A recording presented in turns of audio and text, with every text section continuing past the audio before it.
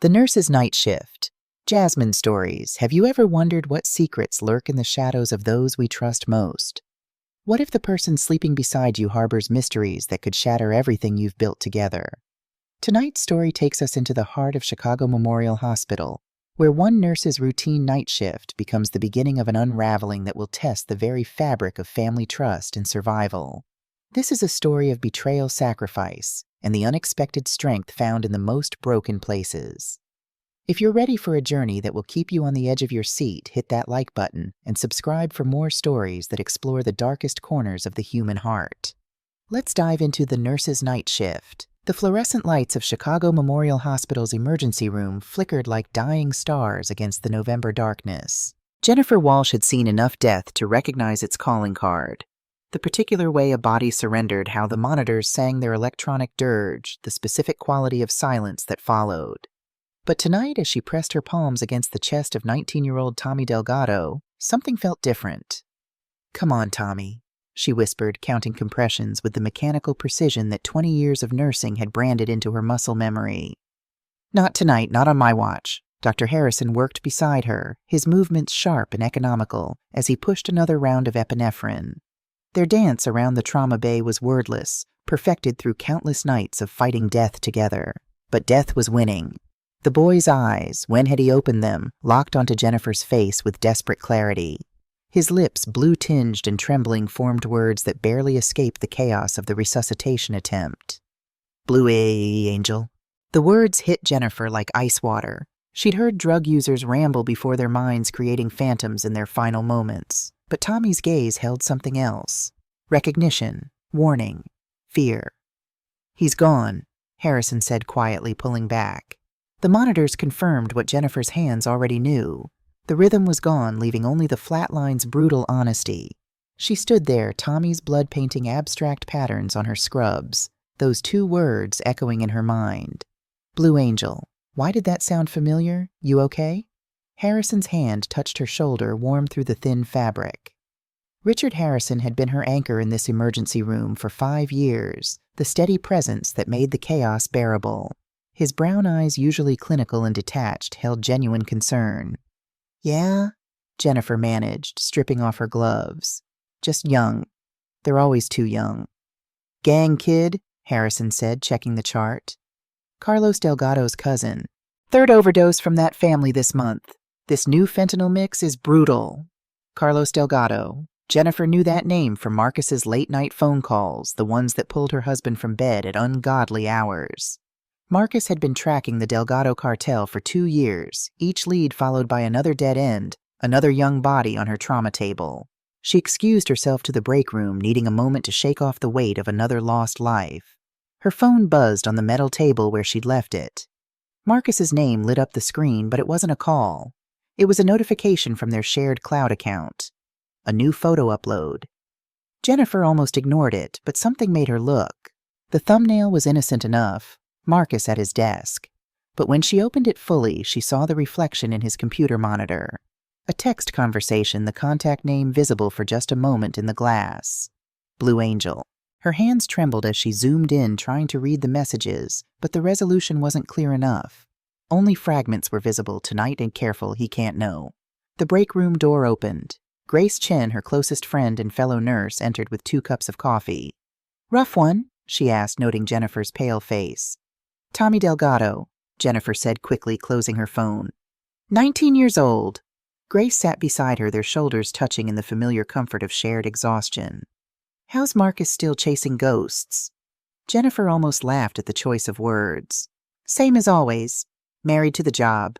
She paused, then added, "Grace, have you ever heard the term Blue Angel around here? Maybe a new drug." Grace frowned, thinking, "No, but I can ask around. Why?" "Tommy said it before he died. Just wondering if it meant something." Before Grace could respond, Jennifer's phone rang. The school's number at 2:47 a.m. "Mrs. Walsh, this is Principal Martinez. I'm sorry to call at this hour, but there's been an incident. We need you to come to the school immediately." The drive from the hospital to Lincoln Park Middle School took 12 minutes. Jennifer made it in 8, her mind racing through possibilities. Ethan had been struggling lately. His ADHD medication adjustments, the behavioral issues, the sudden angry outbursts that seemed to come from nowhere. She found her 12-year-old son sitting outside the principal's office, a security guard beside him. Ethan's knuckles were bloody, his school laptop clutched against his chest like armor. When he looked up at her, his eyes, Marcus's eyes, held a storm of emotions she couldn't decode. He broke into the computer lab, Principal Martinez explained once they were in his office. Set off the silent alarm at 2 a.m. When security arrived, he'd already gotten into the administrative system. Then he punched a window when they tried to stop him. Jennifer looked at her son, this stranger wearing Ethan's face. "Why?" she asked simply. Ethan's jaw clenched, a gesture so like his father it made her chest ache. "I needed information," he said. "About someone." "Who?" "I can't tell you." The principal leaned forward. Mrs. Walsh, given Ethan's recent behavioral issues, were recommending a 2-week suspension pending psychological evaluation. This is his 3rd incident this month. Jennifer nodded numbly, signing the papers thrust before her. As they walked to the car, Ethan suddenly spoke. "Mom, do you trust Dad?" The question hung in the cold Chicago air like frozen breath. Jennifer stopped walking, turned to face her son. "Why are you asking me that?" "Just answer. Do you trust him?" "Yes," she said automatically. Then softer. "Why, Ethan? What's going on?" He shook his head, climbing into the car. "Forget it. It doesn't matter." The drive home was silent, but Jennifer's mind was anything but quiet. Blue Angel. The text messages. Ethan breaking into school computers looking for someone. The pieces swirled like snow in the November wind, refusing to form a pattern she could understand. Their house in Lincoln Park stood dark except for the porch light Marcus always left on when she worked nights. His car wasn't in the driveway. Another late night at the precinct, probably. Or so he'd said when he'd texted earlier. Ethan went straight to his room, but Jennifer caught his arm. "We're going to talk about this in the morning." "There's nothing to talk about," he said, but his voice cracked. "Mom, just be careful, okay?" "Careful of what?" He pulled free, disappearing up the stairs. Jennifer heard his door close, the lock clicking into place. She stood in the hallway of her own home, feeling like a stranger in her life. Her phone buzzed. Marcus. "Working late, don't wait up, love you." She climbed the stairs to their bedroom, each step heavier than the last. Marcus's laptop sat closed on his desk. She'd never violated his privacy before, never felt the need. They'd built their marriage on trust, on the understanding that his work sometimes required secrets, just as hers required her to carry the weight of other people's tragedies. But Blue Angel whispered in her mind like a ghost. She opened the laptop. Password protected, of course. She tried their anniversary, Ethan's birthday, various combinations of important dates. Nothing. Then, on impulse, she typed what Ethan had said earlier, "Trust no one." The screen unlocked. Her heart hammered as she opened his messages. Most were mundane, case notes, departmental communications. Then she found it. A hidden folder labeled only BA. The messages inside made her blood turn cold. Not because they were explicit or romantic, but because they were careful. Too careful. Meeting times, locations, always public places, but at odd hours. The language was coded professional, but there was something underneath it. An intimacy born not of passion, but of shared secrets. The most recent message was from 3 hours ago. "Tomorrow night, St. Augustine's, midnight. Come alone. We need to talk about C." C. Carlos and St. Augustine's. That was the abandoned church in Humboldt Park, the one where they'd gotten married 16 years ago. Before it closed, before the neighborhood changed, before everything became complicated. Jennifer closed the laptop, her hands steady, despite the earthquake in her chest. She walked to Ethan's room, knocked softly. "Ethan, I know you're awake." A pause, then the lock turned. Her son stood in the doorway, his injured hand wrapped in a makeshift bandage. Behind him, she could see his own laptop open code streaming across the screen. "You hacked Dad's computer," she said. It wasn't a question. Ethan nodded. 2 weeks ago. "Mom, I'm sorry, but I had to know. After what I heard, what did you hear?" He moved aside, letting her into his room. It was neater than usual, almost obsessively organized. On his desk was a notebook, pages covered in his cramped handwriting. Times, dates, observations. Dad's been getting calls at weird hours, more than usual, and when he talks he uses this voice. Not his work voice, something else. Softer, so I started tracking his phone, his car's GPS. Jennifer sank onto Ethan's bed, the weight of everything crushing down. Ethan, that's invasion of privacy. I know. The words exploded from him. I know it's wrong, but Mom, he's been lying. He says he's at the precinct, but he's in Humboldt Park. He says he's interviewing witnesses, but he's at coffee shops in neighborhoods where he has no cases. And there's this woman. He pulled up a photo on his laptop. Security camera footage grainy, but clear enough. Marcus at a cafe leaning across a table toward a young woman with dark hair. The timestamp showed it was taken when Marcus had supposedly been in court. The woman was beautiful in that effortless way that made Jennifer acutely aware of her own exhaustion-lined face, her scrubs that always smelled faintly of antiseptic, her hands that could save lives but couldn't seem to hold her family together. Her name is Sophia, Ethan said quietly. Sophia Delgado. The room tilted. Delgado, like Carlos, like Tommy who died with Blue Angel on his lips. She's Carlos Delgado's sister, Ethan continued. But Dad's not investigating her. He's protecting her. Mom, I think Dad's in trouble. Real trouble. Jennifer pulled her son close, feeling his thin shoulders shake. He was trying so hard to be strong, to be the man of the house, while his father disappeared into secrets. When had her baby become this person carrying burdens too heavy for his 12 years? Why didn't you tell me? She whispered into his hair that still smelled like the baby shampoo he pretended he didn't use. Because you love him, Ethan said simply, and I didn't want to be the one to break your heart. But it was already breaking, shattering into pieces as sharp as the glass Ethan had punched through at school. Jennifer held her son tighter, both of them clinging to each other in the darkness of a home that suddenly felt unsafe. Tomorrow night, she said finally. He's meeting her tomorrow night. I know, Ethan whispered. Mom, what are we going to do? Jennifer didn't answer because she didn't know. 20 years of marriage, 13 years of parenthood, 2 decades of saving lives. None of it had prepared her for this moment. The moment when the foundation of everything you've built reveals its cracks. Her phone buzzed again. Another text from Marcus. Forgot to mention might need to work tomorrow night, too. Big break in the case. Don't wait up. The lie sat between them like a physical presence. Jennifer typed back. Okay, be safe. Love you too. Then she deleted the message and typed instead. Actually, I'm off tomorrow night. Thought we could have dinner together. Family night. The 3 dots appeared immediately, Marcus typing, then stopping, then typing again. Finally, rain check. This case is heating up. Soon, I promise.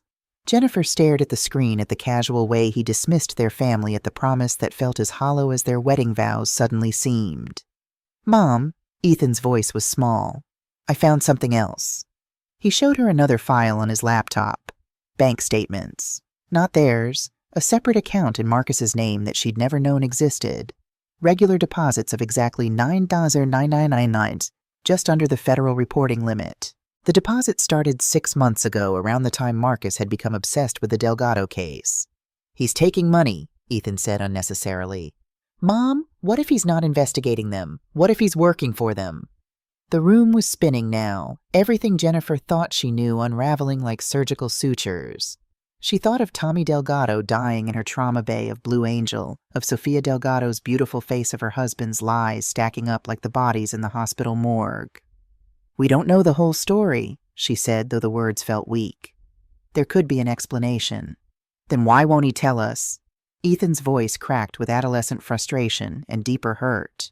Why does he keep lying? Jennifer didn't have an answer. She kissed her son's forehead, tasting salt. His tears or hers, she wasn't sure. Get some sleep, she said. We'll figure this out. Are you going to confront him? She paused at his doorway. I don't know yet. But she did know. Tomorrow night, when Marcus thought she was working when he was supposed to meet Sophia at the church where they'd promised to love and cherish each other forever, Jennifer would be there, watching from the shadows, becoming the investigator she'd never wanted to be. She returned to their bedroom, lay in the bed that felt too big and too cold. The house settled around her with familiar creaks that now sounded ominous. Somewhere in the darkness, Marcus was making plans, keeping secrets, destroying their life with careful, deliberate lies. Jennifer closed her eyes, but sleep wouldn't come. Instead, she saw Tommy Delgado's face, heard his final words. Blue Angel. Was that Sophia's code name, or something else entirely? The digital clock beside the bed glowed red, 4:23 a.m. In less than 20 hours, she would know the truth.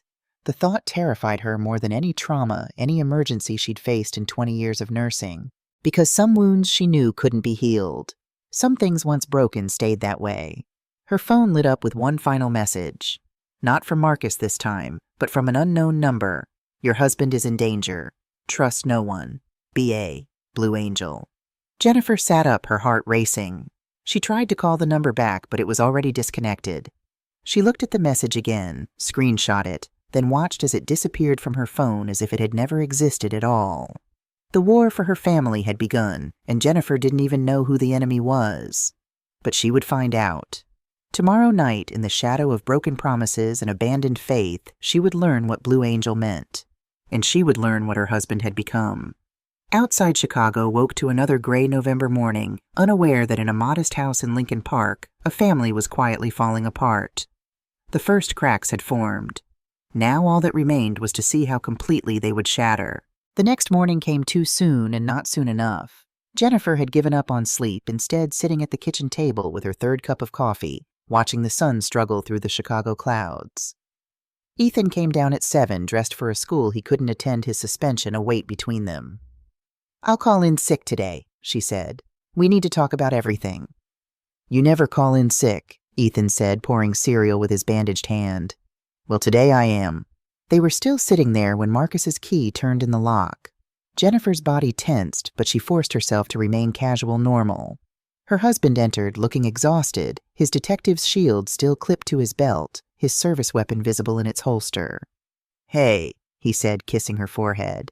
The gesture, once comforting, now felt like a betrayal. "Didn't expect you to be up." "Couldn't sleep," she said truthfully. Then the lie. "Ethan's not feeling well. Keeping him home today." Marcus looked at his son, and Jennifer saw something flicker across his face. Concerned suspicion. It passed too quickly to read. "What happened to your hand, buddy?" Ethan didn't look up from his cereal. "Accident at school." "Must have been some accident." Marcus poured himself coffee, his back to them. "Principal Martinez left me a voicemail. Want to tell me what really happened?" The silence stretched taut as piano wire. Finally, Ethan spoke. "I was looking for someone." "Who?" "Someone I thought was hurting our family." Marcus turned slowly, his cop instincts clearly triggered. "Ethan, what are you talking about?" Their son stood abruptly, his chair scraping against the floor. "Nothing. Forget it. I'm going to my room." "Ethan," Marcus started, but the boy was already gone, his footsteps heavy on the stairs. Jennifer and Marcus faced each other across the kitchen, 16 years of marriage suddenly feeling like a vast distance. "He's going through something," Jennifer said carefully. "Adolescence, maybe. His medication." "It's not his medication." Marcus sat down, rubbing his face. "Jen, I know things have been difficult lately. The case I'm working, it's complicated." "The Delgado case." Something shifted in his expression. "How do you know about that?" "Tommy Delgado died in my ER last night. Said something strange before he went." She watched his face carefully. "Blue Angel, mean anything to you?" Marcus went very still. The kind of still that told Jennifer everything she needed to know. He recognized it. More than that, it scared him. What exactly did he say? Just that. Blue Angel. Then he died. She stood unable to maintain the pretense any longer. "Marcus, what's going on? And don't lie to me. Please, just don't lie." He reached for her hand, but she pulled away. The hurt in his eyes looked genuine, but then again she'd thought everything about him was genuine. "I can't," he said finally.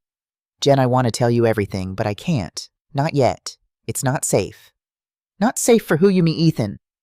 "All of us." He stood pacing now, the movement agitated. "Listen to me very carefully. Whatever you think you know, whatever Ethan thinks he's discovered, you need to stop. Both of you. Stop digging, stop asking questions. Just trust me, please." "Trust you?" The laugh that escaped her was bitter. "Like when you said you were at the precinct, but you were meeting Sofia Delgado." The color drained from his face. He opened his mouth, closed, it opened it again. "How does it matter you're meeting her tonight, aren't you? At St. Augustine's. At the church where we got married." Marcus sank back into his chair, suddenly looking older than his 42 years. "You don't understand. Then help me understand. I can't. Not yet. After tonight, maybe. After it's finished. After what's finished. But he was already standing checking his weapon, his phone. I have to go. Jen promised me you'll stay home tonight. You and Ethan both. Promise me. I can't promise that. He crossed to her, cupped her face in his hands. For a moment he was the man she'd married, the one who'd held her through her mother's death, who'd coached Ethan's little league team, who'd once spent an entire night in the ER waiting room just to drive her home after a brutal shift. I love you, he said. Whatever happens, whatever you find out, remember that I love you and Ethan more than anything in this world. If that's true, then don't go tonight. I have to. It's the only way to end this. He kissed her forehead again, lingering this time. Trust me, Jen. One more time. Just trust me. Then he was gone, leaving Jennifer standing in their kitchen, the coffee cold in her cup, the echo of his words hanging in the air like a promise or a threat. She couldn't tell which anymore. Upstairs, she found Ethan at his computer headphones on fingers flying across the keyboard. He's lying, Ethan said without looking up. I put a tracker on his car last week. He's not going to the precinct. He's heading south, toward Humboldt Park. Jennifer looked at the screen at the red dot moving through Chicago streets. Her husband reduced to a GPS signal, traveling toward some truth she wasn't sure she wanted to know. Tonight we follow him, she said. Ethan turned to look at her, surprise and something like fear in his young eyes.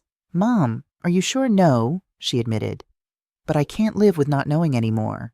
As the day wore on, Jennifer made preparations. She called Grace, asked her to cover her shift. She charged her phone, gassed up her car. She made dinner that no one ate, the three of them moving through the house like ghosts avoiding each other's eyes. As darkness fell over Chicago, as the November wind picked up and rattled the windows, Jennifer helped Ethan into the car. They drove in silence toward St. Augustine's, toward the ruins of the place where she'd once promised to love and cherish, for better or worse. She didn't know yet that this was the beginning of the worst. She didn't know that Blue Angel was both warning and invitation. She didn't know that by midnight everything would change. But she drove on anyway into the darkness toward truth or destruction. In the end, Jennifer would learn sometimes they were the same thing. The abandoned church loomed against the night sky like a broken promise. St. Augustine stood like a skeleton against the star-scattered Chicago sky, its broken windows reflecting the city lights in fractured patterns. Jennifer parked 2 blocks away, her hand steady on the wheel despite the tremor in her chest. Beside her, Ethan clutched his laptop, the screen's glow painting his young face in harsh blues and whites. His car's already there, Ethan whispered, pointing to the GPS tracker. Behind the church in the old cemetery parking lot.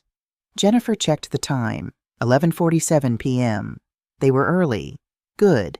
She wanted to see everything, understand everything, even if it destroyed everything. Stay in the car, she told Ethan. Mom, no, stay in the car, lock the doors. If something happens, if I'm not back in an hour, call 911 and then call Grace. Understand? Ethan nodded, but his hand caught hers. Be careful. Please. She squeezed back, then slipped out into the November cold. The walk to St. Augustine's felt both endless and too quick, her nurse's shoes silent on the cracked sidewalk. This neighborhood had changed so much since their wedding day. The row houses that had once held families now stood empty. Their windows boarded their doors marked with gang tags she didn't recognize. The church's side entrance was ajar, hanging off its hinges like a dislocated joint. Jennifer slipped inside muscle memory, guiding her through the darkness. She'd walked this path in white silk 16 years ago, Marcus waiting at the altar, their whole lives ahead of them. Now she crept through shadows, following the sound of voices toward the sanctuary. She recognized Marcus's voice, immediately low and tense. The woman's voice was younger, accented careful. You shouldn't have come, Sofia Delgado was saying. He's suspicious. Carlos knows something's wrong. I had to. After Tommy's dead because he was weak. The drugs, they made him careless. He talked too much. Jennifer peered around a pillar. The sanctuary was lit by a few candles, their light dancing across the ruined space. Marcus stood near what had been the altar, and even in the dim light she could see the tension in his shoulders. Sophia faced him wearing all black, her dark hair pulled back severely. But it was her posture that caught Jennifer's attention. Not the body language of a lover, but something else. Professional, guarded, dangerous. Blue Angel was compromised the moment Tommy heard it, Sophia continued. We need to abort. We can't abort. We're too close. 6 months of work. 6 months of lies, you mean? Sophia's voice turned bitter. I'm tired of this, Marcus. Tired of pretending to be something I'm not. We all are. But after tomorrow night, it's over. The buy goes down, we get Carlos on tape, and you disappear into witness protection. Jennifer's world tilted. Witness protection. Not an affair, not betrayal, something else entirely. And if he finds out I'm FBI, Sophia asked. If he discovers his own sister has been undercover for 2 years, FBI. The word echoed in the sanctuary like a prayer. He won't, Marcus assured her. Your cover's solid. My cover included seducing you. Remember, that was the plan. Get close to the lead detective, make sure the investigation went nowhere while I gathered evidence from inside. Jennifer's stomach turned.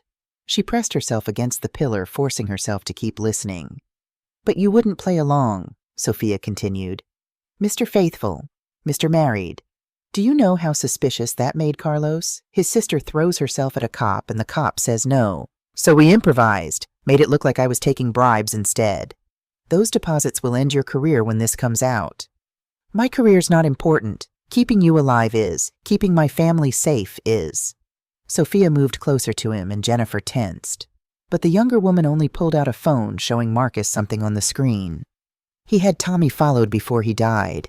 These are from tonight. Jennifer couldn't see the images, but she saw Marcus's face pale. That's my son. That's Ethan at the hospital. Carlos thinks your family knows something. He's paranoid, especially after Tommy mentioned Blue Angel. Marcus, you need to get them out of town. Tonight. I can't. Jennifer's working and Ethan... Then they're in danger. Carlos doesn't leave loose ends. If he thinks they know about me about the operation... A sound behind Jennifer made her freeze. Footsteps. Slow, deliberate, getting closer. She turned ready to run, but found herself facing a gun. The man holding it was tall, lean, with the kind of face that would have been handsome if not for the coldness in his eyes. Carlos Delgado looked nothing like his sister, except for the dark hair, the same careful way of moving. Mrs. Walsh, he said quietly. What an unexpected pleasure. Jennifer's mind raced through options, finding none. The gun was steady, professional. This man had killed before and would again. Carlos, no! Sophia's voice cracked like a whip. She and Marcus had heard the interaction, both now running toward them. Marcus had his weapon drawn, but Carlos shifted, using Jennifer as a shield. Drop it, detective, Carlos said calmly, or I paint the church with your wife's blood. Marcus lowered his weapon immediately, his face a mask of controlled terror. Let her go, Carlos. She's not part of this. Isn't she? Then why is she here? Carlos's breath was warm against Jennifer's ear. Why does everyone in your family seem so interested in my business? Because you're destroying our community, Jennifer said, surprising herself with her steady voice. I've held too many kids dying from your drugs. Tommy was just the latest. Tommy was weak, Carlos said, echoing his sister's earlier words. But he was family. And before he died, he said something interesting. Blue Angel. My sister's code name when she worked for the Russians before I brought her here. Imagine my surprise when I learned she'd shared that name with a cop. Carlos, Sophia started. Shut up, Hermana. I knew something was wrong when you started fucking this Boy Scout. You were never the type to fall for a cop. But FBI, my own sister. The gun pressed harder against Jennifer's temple. How long? 2 years, Sophia said quietly. Carlos, please, let her go. This is between us. 2 years. He laughed, but there was no humor in it. 2 years of Sunday dinners. 2 years of you helping with the books, learning everything. His voice turned deadly. 2 years of betrayal. You betrayed me first, Sophia shot back, when you had Miguel killed. My husband. Remember, you said it was the rivals, but I knew. I always knew. Jennifer felt Carlos tense behind her. Family drama mixing with crime, love, and hate, so tangled you couldn't separate them. She'd seen it before in the ER. Families destroying each other with a kind of intimacy strangers could never achieve. So this is revenge, Carlos asked. This is justice. Justice. He laughed again. There is no justice. Only power and those too weak to take it. The gun shifted slightly. But you taught me something, sister. Never trust anyone. Not even blood. That's when Jennifer heard it. Another set of footsteps, quiet but purposeful. She knew those footsteps had heard them sneaking downstairs after bedtime, trying to avoid the creaky third step. Ethan, her son, emerged from the shadows behind Marcus, his laptop clutched in his hands like a weapon. "Let my mom go," he said, his voice cracking but determined. "Ethan, no," Marcus and Jennifer said simultaneously. Carlos's attention shifted for just a moment, but it was enough. Sophia moved with practiced precision, her hand striking her brother's wrist. The gun went off, the sound enormous in the church's acoustic space, but the bullet went wide, shattering what remained of a stained glass window. Marcus lunged forward, tackling Carlos, while Sophia grabbed the gun. Jennifer fell to her knees, Ethan running to her, and for a moment they just held each other while Marcus and Carlos struggled on the dusty floor. It ended quickly. Marcus had the advantage of training and desperation, pinning Carlos while Sophia stood over them, the gun trained on her brother, with steady hands. "It's over, Carlos," she said quietly, but Carlos laughed, blood running from his nose. "You think this ends with me? You have no idea what you've started. The Russians, the cartel, they'll come for all of you. Your protection won't mean anything." "We'll see," Sophia said. Sirens wailed in the distance, getting closer. Jennifer realized Ethan must have called them before entering the church. Smart boy? Too smart for his own good. As the police lights painted the church in reds and blues, as Carlos was cuffed and led away, as Sophia gave her FBI handler her gun and her statement, Jennifer held her family close. Marcus on one side, Ethan on the other, the three of them standing in the ruins of the place their family had begun. "I'm sorry," Marcus whispered. "I'm so sorry. I wanted to tell you, but they said it would put you in danger." "We ended up in danger anyway," Jennifer pointed out. "I know. God, I know. When I saw Carlos with that gun to your head," he pulled her closer, "I thought I'd lost you." "You almost did. Not from Carlos, from the lies. I know that too." They were quiet for a moment, watching as crime scene tape transformed the church into something official, processed, cataloged. "The money," Jennifer said.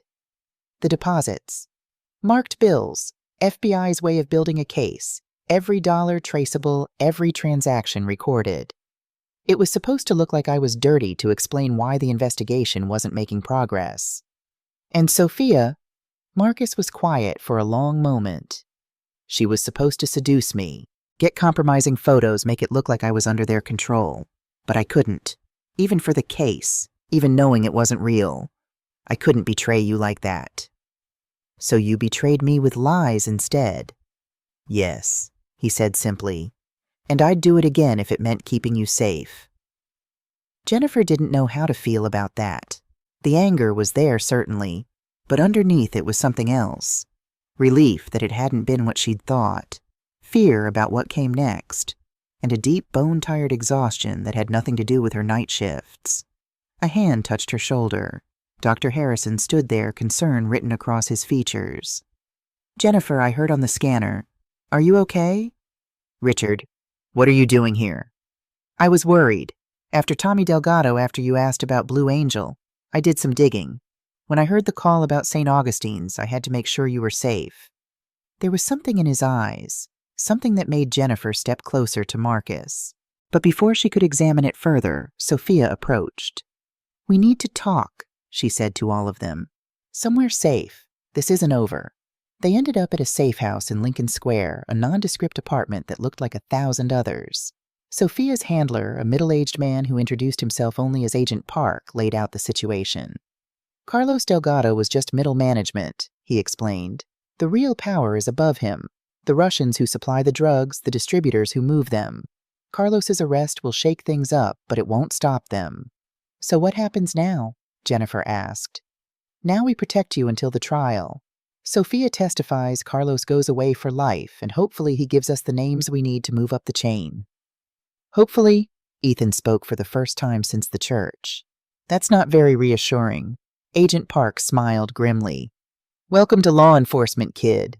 They talked through the night, covering security protocols, safe communication, the reality of their new lives. By dawn, Jennifer understood that everything had changed. Their house would be under surveillance. Their phones would be monitored. Their lives would be structured around keeping them safe until Sophia's testimony put Carlos away. I have one question, Jennifer said as the meeting wound down. Why was Richard Harrison there tonight? Everyone turned to look at her. Who's Richard Harrison? Agent Park asked. My colleague. He was at the church, said he heard on the scanner. Marcus and Agent Park exchanged looks. Jennifer, there was no one else at the church, just you, Marcus, Ethan, Sophia, and Carlos. A chill ran down Jennifer's spine. But I saw him. He touched my shoulder. He asked if I was okay. Mom, Ethan said quietly, pulling up something on his laptop. I recorded everything tonight, for evidence just in case. He turned the screen toward her. The video showed the moment after Carlos's arrest, Jennifer standing with Marcus and Ethan. She turned, seemed to talk to someone, but there was no one there. That's impossible, Jennifer breathed. You've been under enormous stress, Marcus said gently. Maybe. No, I know what I saw. But even as she said it, doubt crept in. The exhaustion of the past 24 hours, the adrenaline crash, the emotional toll. Could her mind have conjured Richard as a comfort, a familiar face in chaos? Sophia studied her carefully. Harrison, describe him. 45, brown hair, brown eyes. Doctor at Chicago Memorial. We've worked together for 5 years. Sophia pulled out her phone, typed rapidly. Is this him? The photo on the screen showed Richard, but younger, wearing a different uniform. Russian military. That could be him. Who is he? Dmitry Volkov, former Russian intelligence, now freelance. If he's at your hospital, if he's been watching you. Sophia trailed off, the implications clear. Jennifer's mind raced back through 5 years of shifts with Richard. The conversations about her family, about Marcus's work. Had she inadvertently been feeding information to the enemy? We need to move, now, Agent Park said. If Volkov's involved, you're all in more danger than we thought. As they rushed to pack essentials to uproot their lives with barely a moment's notice, Jennifer caught her reflection in a window. She looked older, harder, like someone she didn't recognize. The nurse who'd started her shift just 24 hours ago was gone, replaced by someone who'd learned that trust was a luxury she could no longer afford. But as she watched Marcus helping Ethan pack, as she saw the fierce protectiveness in her husband's eyes, she realized something else. Their marriage had been built on love, but it had been tested by lies. What came next would determine if it was strong enough to survive truth. The safe house's door closed behind them with a final click. Somewhere in Chicago, Richard Harrison, Dmitry Volkov, was playing a longer game than any of them had realized. The hunt for Blue Angel had ended, but something darker was just beginning. The morning sun struggled through the safe house's bulletproof windows, casting long shadows across their temporary home. Jennifer sat at the kitchen table, her hands wrapped around a cup of coffee. She couldn't taste, watching her family try to pretend everything was normal. Marcus was on his phone with the precinct explaining his sudden leave of absence. Ethan had his laptop open, but he wasn't coding or hacking. He was doing homework, as if algebra could somehow restore order to their chaos. The mundanity of it should have been comforting. Instead, it felt like a lie they were all agreeing to tell. Sophia entered from the back bedroom where she'd been on a secure line with her handlers. Her face was grim. They found Volkov's apartment, she said. He's been in Chicago for 5 years, just like you thought. But Jennifer, it's worse than we imagined. She laid out photographs on the table. Jennifer recognized them immediately. Pictures of her at work at home, with Ethan at his school events, with Marcus at department functions. Hundreds of them documenting their entire lives. He's been watching all of us, Sophia continued, but especially you. Look at this. A notebook photographed page by page. Detailed notes about Jennifer's schedule, her patients, her conversations. But what made her blood run cold were the personal observations. She takes her coffee with 2 sugars when stressed. Touches her wedding ring when lying. Weak point the boy. Ethan, Jennifer breathed. He's been planning something, Marcus said, studying the materials. This isn't just surveillance, this is target assessment. For what? Jennifer asked, though she wasn't sure she wanted to know. Sophia hesitated, then pulled out one more photo. It showed Jennifer in the ER working on a patient Jennifer didn't recognize at first. Then she saw the date stamp, 3 months ago. The patient's face was obscured by medical equipment, but something about him seemed familiar. Who is this Viktor Volkov, Dmitry's brother? He died on your table. The memory crashed back. A John Doe brought in with multiple gunshot wounds. She'd worked on him for 2 hours, pushing past the point where most would have called it. But he died anyway. She remembered Richard, Dmitri, being there assisting his face emotionless as she'd called time of death. He blamed me, Jennifer asked. But I tried everything. We both did. He was there, he saw. He wasn't trying to save him, Sophia said quietly. The bullets that killed Victor came from a Russian Makarov, the kind Dmitri carries. He shot his own brother, then watched you try to save him. It was a test. A test of what? Of you. Your skills, your determination. How far you'd go to save someone beyond saving. Sophia's voice was gentle but firm. Jennifer, we think he's been grooming you for something. Some kind of medical emergency he's planning. The room spun. 5 years of friendship, of shared coffee breaks and difficult cases of comfort after losing patients. All of it had been a lie. Worse than Marcus's lies, because at least those had been for protection. This was predation. Mom! Ethan's voice was small. The school break-in. I wasn't just looking for information about Dad. I was tracking an anomaly in the hospital's network. Someone's been accessing medical records, specifically trauma protocols and emergency response procedures. You hacked the hospital, Marcus asked. I was trying to protect Mom, Ethan said defensively. Something felt wrong about Dr. Harrison. He was always asking about Dad's cases, always around when things went bad. Jennifer thought back to all the times Richard had appeared at crucial moments, after difficult cases, during family crises, like a guardian angel she'd thought, or a vulture she now realized. Agent Park arrived with a team of analysts. The safe house transformed into a command center, laptops and secure phones sprawling across every surface. Jennifer watched them work, feeling like a character in someone else's story. We need to figure out his endgame, Park said. Volkov doesn't do anything without purpose. 5 years of infiltration means he's planning something significant. The Delgado trial, Marcus said suddenly. Sophia's testimony is in 3 days.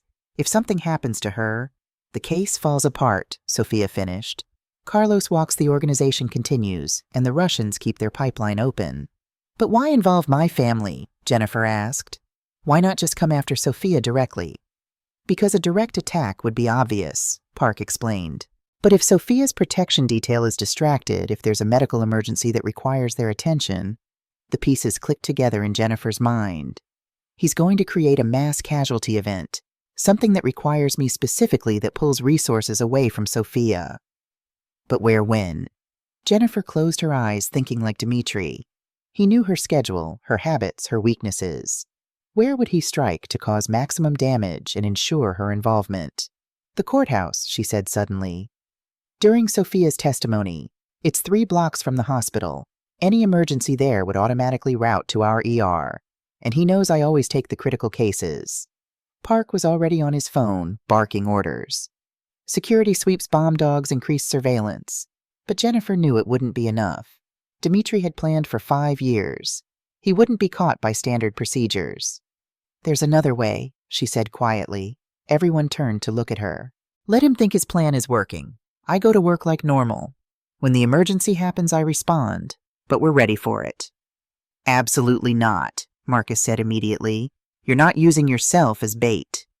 I'm already bait. Have been for 5 years. At least this way we control the situation. Mom's right, Ethan said, surprising everyone. He's had 5 years to study her, but we've had 24 hours to study him. Look at these patterns. He turned his laptop screen toward them, showing data streams Jennifer didn't understand. He's predictable in his unpredictability. Always strikes at shift changes when security is rotating. Always uses medical emergencies as cover. And always watches from close proximity. You want to catch him in the act? Sophia said, understanding. It's the only way to end this, Jennifer said. Otherwise, we're always looking over our shoulders, always waiting for him to strike. The argument that followed was heated. Marcus adamantly opposed Park, cautiously interested Sophia, tactical and calculating. But in the end, Jennifer's logic won. They had one chance to turn Dimitri's plan against him. The next 2 days passed in a blur of preparation. Jennifer returned to work, pretending everything was normal, while FBI agents posed as patients and visitors. She worked her shifts, saved lives, all while knowing that somewhere Dmitri was watching, waiting. On the morning of Sophia's testimony, Jennifer stood in the ER, her hands steady despite the weight of what was coming. She'd said goodbye to Marcus and Ethan that morning just in case. They were in protective custody, safe, no matter what happened. At 9:47 a.m., as Sophia took the stand in the courthouse 3 blocks away, the emergency began. The ambulances arrived in waves. A chemical spill at a nearby factory, dozens exposed to an unknown substance. The ER flooded with victims, real ones mixed with FBI agents. Chaos orchestrated to perfection. Jennifer moved through the trauma bays, treating patients while scanning for Dimitri. He had to be here, had to be watching his plan unfold. Then she saw him. Not Richard Harrison, the colleague, but Dmitri Volkov, the predator dressed as an EMT wheeling in a patient. Their eyes met across the chaos, and he smiled. The patient on his gurney was a child maybe 13, unconscious and pale. Jennifer's heart stopped. The boy looked so much like Ethan it couldn't be coincidence. "Special delivery, Dr. Walsh," Dmitri said, his accent finally showing through. "This one's just for you." She looked at the child. Not Ethan, thank God, but similar enough to trigger every maternal instinct. The boy was in real distress, his vitals crashing. Whatever Dmitri had given him was killing him. "The antidote is simple," Dmitri said quietly, leaning close. "But you'll have to come with me to get it. Leave now quietly or the boy dies, and he won't be the only one. I have devices in 3 other hospitals. Your choice, Jennifer. Save one guilty woman's testimony or save dozens of innocent children." Jennifer looked around the ER. The FBI agents were overwhelmed with real victims, the chaos too genuine to see through. This had been Dimitri's real plan. Not just distraction, but moral destruction. Force her to choose between justice and lives. "Why?" she asked. "Because Victor was my brother. Because your husband cost my employers millions. Because I can." He smiled again, cold and empty. "You have 30 seconds to decide." Jennifer looked at the dying child, at the chaos around her, at the future sprawling before her in all its terrible possibilities. In the distance, she could hear sirens, more ambulances bringing more victims. Real or fake, she didn't know anymore. She made her choice. Jennifer's hands moved without thought, medical training overriding everything else. The child on the gurney was dying. She could see it in the blue tinge of his lips, the labored breathing, the way his small body fought against whatever poison Dmitri had administered. "I'll come," she said, her voice steady. "But I stabilize him first." Dimitri's smile widened. 5 minutes? Then we leave." She worked with brutal efficiency, establishing an IV, pushing medications that might buy time. Around her, the ER churned with controlled chaos. Grace appeared at her elbow, reading the situation immediately. "Jennifer, what's—" "Take over here," Jennifer said, not looking at her friend. "Follow the protocol exactly as I've set it up. Every step." Grace's eyes flicked to Dmitri, understanding dawning. "Jen?" "Every step, Grace. Promise me." Grace nodded, her hands already taking over the child's care. As Jennifer turned to leave with Dmitri, Grace whispered, "The 3rd drawer. Everything you need is there." Jennifer didn't understand, but there was no time. Dimitri's hand was on her elbow, guiding her toward the exit. She grabbed her trauma bag out of habit, the weight of it familiar and comforting. They moved through the hospital corridors, Dimitri's grip firm but not painful. To anyone watching, they looked like colleagues heading to another emergency. But Jennifer felt the gun pressing against her ribs, hidden under his EMT jacket. "Where are we going?" "Somewhere we can talk about choices," he said. "About sacrifice. About the price of loyalty."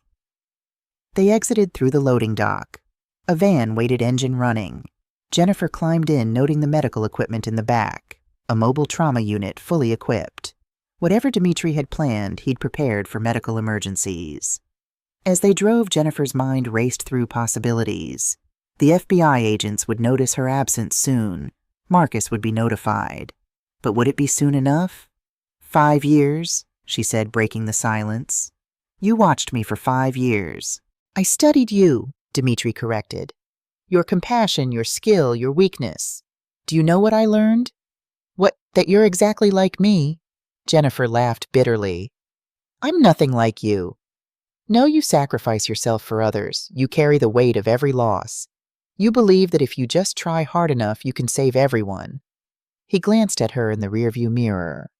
"The only difference is that I learned the truth. Some people don't deserve saving. Like your brother." The van swerved slightly before Dmitri regained control. Victor was weak. He was going to betray the organization, sell information to the FBI. Family or not, betrayal has a price. So you killed him. I brought him to you. I wanted to see if American medical care was as good as they claimed. If anyone could save a traitor, could make me doubt my choice. His voice was cold, clinical. You failed. It confirmed what I already knew. Some things are beyond saving. They pulled into an abandoned warehouse in Cicero. Of course it would be a warehouse, Jennifer thought. It was always a warehouse in stories like this. But this one was different. Medical equipment lined the walls, monitors and IV stands and surgical tools. A makeshift hospital. Welcome to my clinic, Dmitri said, where I've been treating those your system abandons. Undocumented immigrants, people without insurance, criminals who can't go to real hospitals. Jennifer looked around, seeing the evidence of recent use. Blood on some gauze medications that were past expiration, but still functional. Despite everything, she felt a twist of something like respect. He'd been healing people in his own twisted way. Why show me this? Because I want you to understand. I'm not a monster. I'm a surgeon who lost his license for choosing to save the wrong person. I'm a brother who did what was necessary. I'm a man who spent 5 years learning that the system you serve is broken. The system isn't perfect, but your husband protects criminals who make deals. Your hospital saves those who can pay while others die in the streets. Your country talks about justice while making alliances with killers. He moved to a table covered with a sheet. And you, Jennifer, you perpetuate it all. He pulled back the sheet. Underneath was a woman unconscious but breathing, hooked to various monitors. Jennifer recognized her immediately from photos. Natasha Volkov, Dmitri's sister. Brain tumor, Dmitri explained. Inoperable, they said. Too risky. No insurance, no surgeon willing to try. She's been in a coma for 3 months, dying slowly while I watch. Dmitri, I'm sorry, but you're going to save her. Jennifer stared at him. I'm an ER nurse, not a neurosurgeon. I can't. You can and you will. I've seen you do the impossible. And if you don't, if you fail... He pulled out a phone showing her a live feed. Multiple views of hospital rooms, children in beds. The devices I mentioned aren't bombs. They're IV pumps programmed to deliver lethal doses unless I stop them. 30 children, Jennifer. Their lives for hers. The weight of it crushed down on her. An impossible surgery with improvised equipment to save a woman who was probably beyond saving. But the alternative was unthinkable. Even if I try without proper equipment, without a surgical team. You have everything you need. I've been collecting equipment for months. And you won't be alone. He gestured to another corner where someone sat tied to a chair, a bag over their head. Dmitri pulled it off, revealing Dr. Brian Kim, the hospital's chief neurosurgeon. Jennifer, Brian's voice was rough, confused. What's happening? You're going to guide her through the procedure, Dmitri said simply. Your expertise, her hands. Together you save Natasha, or 30 children die. Jennifer met Brian's terrified eyes. They both understood the impossibility of what was being asked, but they also understood they had no choice. I need to examine her first, Jennifer said, slipping into medical mode. Run tests, understand what we're dealing with. You have 1 hour to prep. Then we begin. As Jennifer worked examining Natasha, reviewing the medical charts Dmitri had compiled, her mind split into 2 tracks. One focused on the medical challenge before her. The other searched for a way out. The third drawer. Grace had said something about the third drawer. She went to her trauma bag, ostensibly looking for supplies. In the third drawer of the organized compartments, she found something that didn't belong. A small GPS tracker and a note in Grace's handwriting. Always knew Harrison was off. This activates if you're gone more than 30 minutes. Help is coming. Stall. Relief flooded through her, followed immediately by fear. If help came too soon, Dmitri would activate the IV pumps. If it came too late, she might have already killed Natasha trying to perform impossible surgery. Tell me about the tumor, she said to Brian, buying time. Brian, catching on that she was stalling, launched into a detailed explanation. The tumor was a glioblastoma, aggressive and invasive, wrapped around crucial blood vessels. Even in a proper OR with a full team, the surgery would be nearly impossible. But there might be a way, Brian said slowly. Not to remove it, but to reduce it. Relieve the pressure. Buy her time for proper treatment. Dmitri leaned forward. Explain. As Brian outlined a modified procedure, Jennifer pretended to take notes while actually documenting everything she could see. The warehouse lay out the medical equipment serial numbers, anything that might help the FBI when they arrived. An hour passed, then 90 minutes. Dimitri grew impatient. Enough preparation. Begin. Jennifer scrubbed in using bottled water and surgical soap, her hands steady despite the circumstances. She'd assisted in hundreds of surgeries but never led one. Never on a brain. Never with children's lives hanging in the balance. Talk me through every step, she told Brian. First incision just above, no talking between them, Dimitri interrupted. Jennifer works alone or not at all. That's impossible, Jennifer protested. I need guidance. You've watched enough surgeries. You've assisted the best. Trust yourself. It was insane. It was impossible. It was happening. Jennifer made the first incision, her hands remembering years of watching, learning, assisting. The scalp parted cleanly. Blood welled, but not too much. She worked by instinct and memory, Brian's eyes communicating what his voice couldn't. Time stretched and compressed. Minutes felt like hours, hours like seconds. She drilled through bone, her movements precise despite the improvised conditions. The tumor appeared an angry mass of tissue that didn't belong. Beautiful, Dimitri murmured. You're a natural. Jennifer wanted to scream at him, but she couldn't break concentration. One wrong move and Natasha would die. 30 children would die. Everyone would die because she wasn't a surgeon, wasn't trained for this, wasn't her. Hands moved without her conscious thought, debulking the tumor piece by piece. Not trying to remove it all, that would be impossible, but reducing it, creating space, relieving pressure. It was working. Against all odds, it was working. Then Natasha's monitor alarmed. Blood pressure dropping, heart rate erratic. She's crashing, Jennifer said. Save her. Dimitri's voice was ice. Jennifer worked frantically, adjusting medications compensating for blood loss.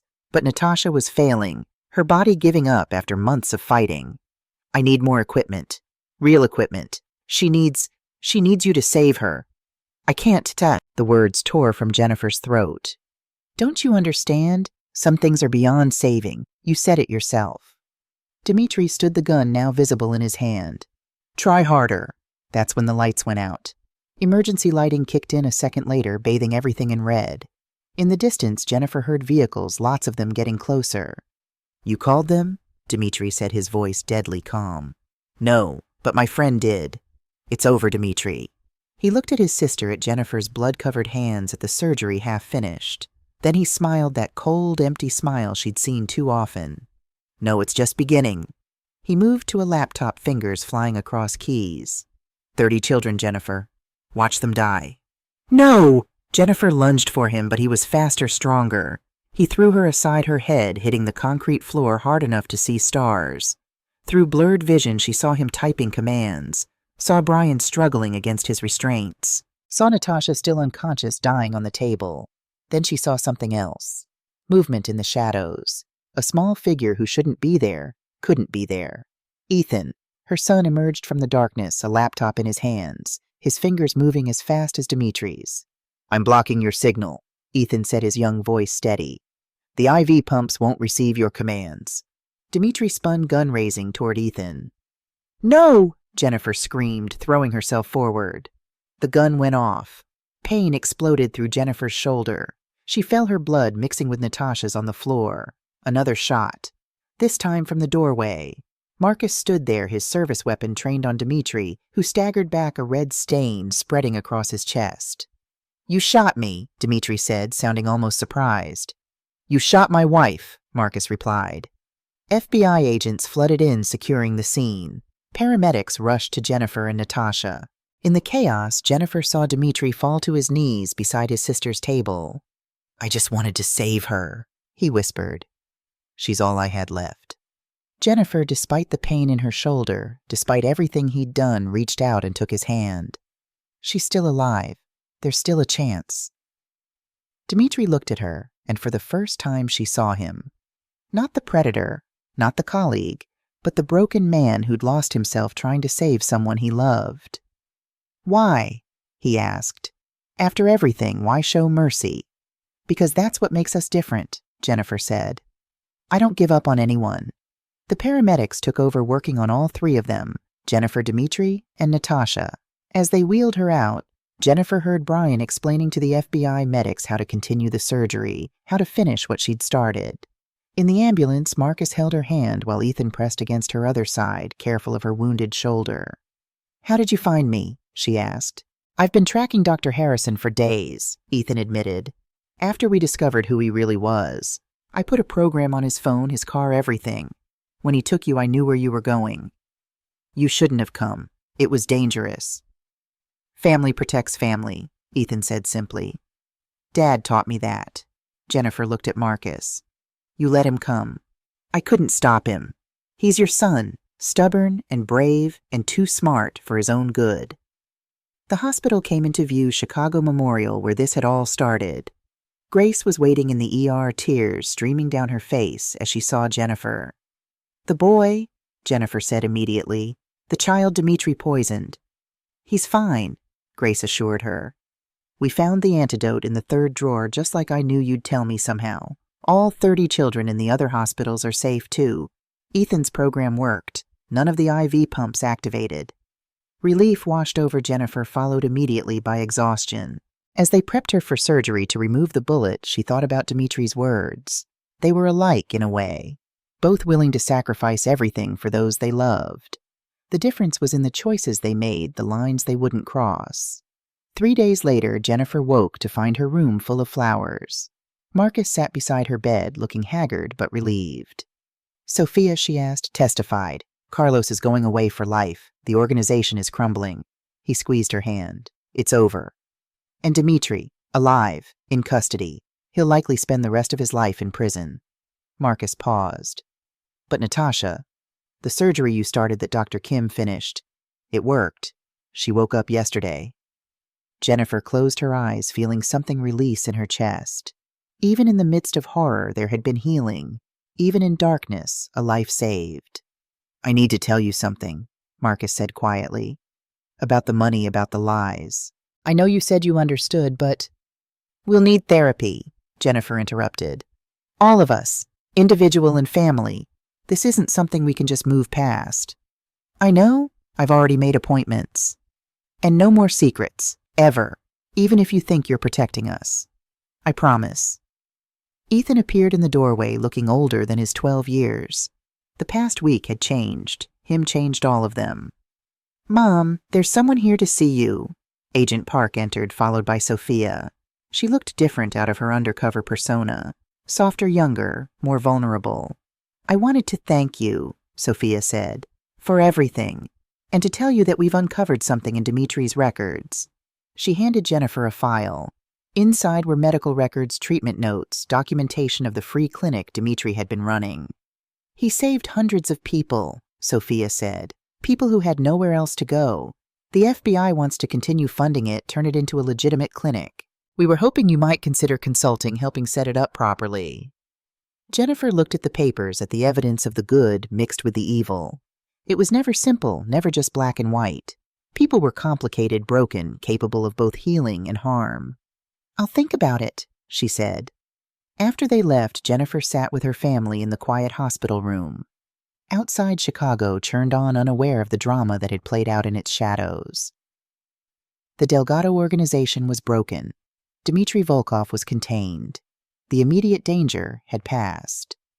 But Jennifer knew the real work was just beginning, healing the wounds visible and invisible, learning to trust again, finding their way back to each other through the maze of lies and revelations. "What happens now?" Ethan asked, voicing what they were all thinking. "Now we go home," Jennifer said. "We have dinner together. We talk. We heal, one day at a time." "That simple?" Marcus asked. "No," Jennifer admitted. "But that's where we start." As the afternoon sun slanted through the hospital window, painting everything in gold, Jennifer thought about the church where this had all started. St. Augustine's abandoned and broken, where promises had been made and nearly destroyed. But promises like bones could heal stronger at the breakpoints if set properly. And Jennifer was very good at healing. She reached for Marcus with one hand and Ethan with the other, holding her family close. They were damaged, but not destroyed. Tested, but not broken. And in the end, that was enough. That was everything. 6 months later, the new clinic stood where Dimitri's warehouse had been transformed from a place of darkness into something bright and healing. Jennifer stood at the entrance watching as families streamed in for the opening day celebration. "Second thoughts?" Marcus asked, appearing beside her with coffee. 2 sugars, just how she liked it when stressed. "No, this feels right. The Walsh Free Clinic, they'd named it.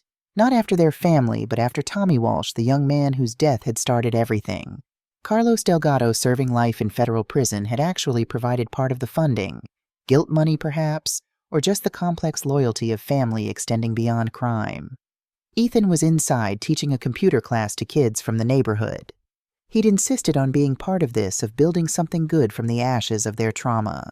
His therapist said it was a healthy way of processing. Jennifer just knew her son needed to help to fix to heal. Like mother, like son. Grace appeared wearing scrubs with the clinic's logo. She'd volunteered to run the weekend shifts, bringing half the ER nursing staff with her. "You ready for this?" Grace asked. He asked. "As ready as anyone can be." The ribbon-cutting ceremony was simple. No politicians or grand speeches, just Jennifer with oversized scissors and a few words about second chances and the power of healing. As the ribbon fell, applause erupted from the gathered crowd. Patients, volunteers, even some former members of the Delgado organization seeking redemption. Inside, the clinic hummed with purpose. Examination rooms where there had been chains. A pharmacy where weapons had been stored. Hope where there had been fear. In a secure wing of the Federal Medical Center, Dmitri Volkov would hear about this. Jennifer had written to him telling him what his warehouse had become. He hadn't responded, but Natasha had. She was walking now, talking slowly, reclaiming her life. She sent a donation every month, small but consistent, with the same note, "For those who don't give up." As the day wore on, Jennifer moved through the clinic, treating patients, guiding new volunteers, building something from nothing. Marcus helped with security, ensuring everyone felt safe. Ethan translated for Spanish-speaking families, his language skills another surprise from their year of revelations. When the last patient left and the sun set over Chicago, the Walsh family stood together in the empty waiting room. The walls held children's drawings, thank you notes, photos of families reunited and lives saved. "We did good today," Ethan said. "We did," Jennifer agreed. They walked out together, locking up carefully setting alarms that would never again be triggered by desperate midnight break-ins or hidden dangers. The threats were past, the secrets revealed, the lies excavated and examined, and finally forgiven. As they drove home through the Chicago streets, Jennifer thought about the night shift that had started everything. How a dying boy's whispered words had unraveled their lives and ultimately rewoven them stronger. Blue Angel had been a warning, a name, a mystery, and finally a catalyst. It had nearly destroyed them. Instead, it had transformed them. "Dad," Ethan said from the back seat. "No more secrets, right?" "No more secrets," Marcus confirmed. "Good, because I got into MIT's computer science program, early admission." Jennifer turned to stare at her son. "When did you apply?" 3 months ago. I wanted to surprise you." He grinned, looking like the child he still was despite everything. "Good surprise this time." Marcus laughed, really laughed for the first time in months. "MIT, huh? Following in your mom's footsteps, saving the world." "Someone has to keep you both out of trouble," Ethan replied. They drove on into the night, a family scarred but whole, broken but healing. The city lights blurred past like memories, like possibilities, like promises of all the tomorrows they'd almost lost, but somehow saved. In the end, Jennifer realized that's what family was. Not the absence of secrets or pain or terrible choices. It was choosing to heal together, to rebuild together, to face whatever darkness came, knowing you wouldn't face it alone. The night shift continued in Chicago hospitals, nurses like Jennifer fighting death and saving lives. But Jennifer's watch had evolved into something more. She didn't just save bodies anymore. She saved families, futures the frightened and forgotten. And sometimes on quiet nights when the ghosts of the past whispered their what-ifs, she remembered Dimitri's words. They were alike. Both healers, both fighters, both willing to sacrifice everything for those they loved. The difference was in the choice. Always in the choice. Jennifer Walsh chose healing. She chose forgiveness. She chose love. And in a city of broken promises and second chances, that made all the difference. That made everything possible.